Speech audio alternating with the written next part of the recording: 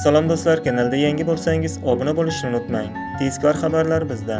Bugun harorat 25 darajaga ko'tariladi. 15-mart kuni ob-havo ma'lumotlari e'lon qilindi. O'zgidromet xabariga ko'ra, Qoraqalpog'iston Respublikasi, Xorazm viloyatida havo o'zgarib turadi. Yog'ingarchilik kutilmaydi. Shamol sharqdan 7-12 metr/sekund tezlikda esadi. Kechasi 2-7 daraja, kunduz kuni 17-22 darajalik bo'ladi. Buxoro va Navoiy viloyatida havo o'zgarib turadi. Yog'ingarchilik kutilmaydi.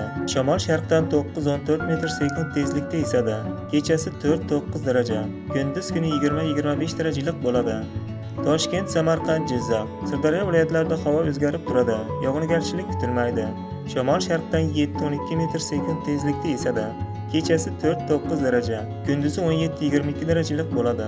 Qashqadaryo va Surxondaryo viloyatlarida havo o'zgarib turadi. Yog'ingarchilik kutilmaydi. Shamol sharqdan 7-12 metr/sekund tezlikda esadi.